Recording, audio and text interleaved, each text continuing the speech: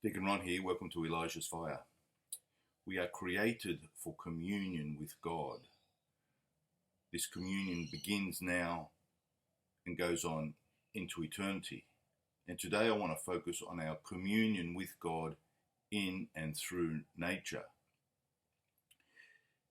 This is an area of our spirituality that we have tended to forget and ignore, but we shouldn't, because it's been in the Bible from the very beginning. In the book of Genesis, we are told that God created the world. Everything that exists shares in the existence of God. Everything that has life shares in the life of God. Everything that has consciousness shares in the consciousness of God. God is the ocean in which the universe swims, and prayer is awareness and enjoyment of that universal presence of the divine in and through nature.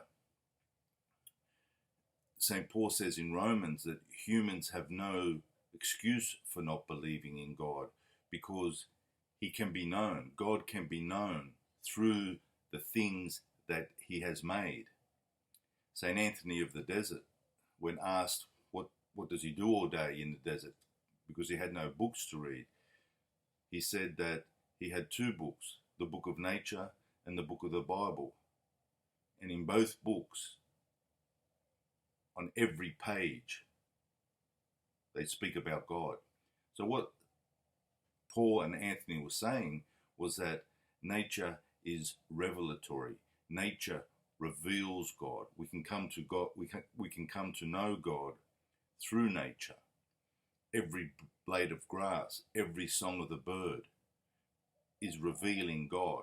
And I think there'd be a lot less atheism in the world if we emphasize this point a little bit more. Just like the moon reflects the light of the sun, S-U-N, creation reflects the light of the sun, S-O-N. Creation is like a sponge that is just soaked with the divine presence, and all you need is the gentle touch of prayer and faith to have that presence ooze out all over your hand. So we've got to get rid of this idea that God is separate from nature, that God is separate from the earth, that somehow we're down here and God is up there and he came to rescue us from the earth and take us to heaven. This is not Catholic, it's definitely not Maronite spirituality. In our liturgy we pray that Jesus came to unite heaven and earth. Jesus came to bring heaven and earth together. This is the sacramental view of creation, that God reveals himself in and through created reality, in and through our bodies. This is symbolized ultimately for us in the Eucharist, where the bread and the wine are transformed into his body and blood. This idea that God is separate from the earth is completely false. Even the Catechism says that the visible universe is itself destined to be transformed and share in the glorification of the risen Christ. So this, at the end, this universe isn't just going to be destroyed, it's going to be transformed. What happened to Jesus' body at his resurrection and at the ascension, and what happened to Mary's body in her assumption, taking up into heaven, body and soul, is symbolic of what is going to happen to the body of the redeemed and to the body of the whole universe. All of creation is going to share in the redemption of Christ. In the Maronite prayer of forgiveness on Tuesdays for Pentecost, we pray, "Heaven, radiant with light, sings hymns to you, O God. Earth and all of creation praise you. We thank you on behalf of all of visible creation." So you have this idea that creation not only is revelatory, not only does it reveal God, creation is praising God. What are the dolphins doing when they're swimming in the waves? What are the birds doing when they're singing in the morning? What are the flowers doing when they're, expressing their colour? What are the dogs doing when they're running blissfully upon the sand? They're praising God. Creation is itself praising God. Read Psalm 148. Read many of the Psalms. You have this idea. And it's the role of the human, it's the function of the human to join in that praise. So we don't pray in creation, we pray with creation.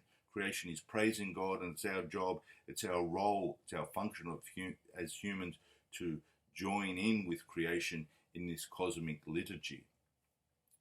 Because creation, the beauty of creation, the wonder of creation fills us with delight, and that delight leads us to the praise of God, to thankfulness for all of creation. We need to emphasize this point much more.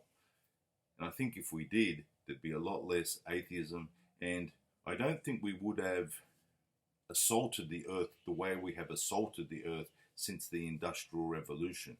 We have to use the earth, but we shouldn't abuse the earth. The earth is a sacred reality. The earth is a holy reality that we need to treat with respect. You cannot have healthy human beings on a sick planet. And in the future, we need to walk into the future with creation as a sacred reality. Otherwise, it's likely not to be any future. So we are called to communion with God. We are called to communion with others. We are called to communion with nature. This is our function as humans. Thank you for listening.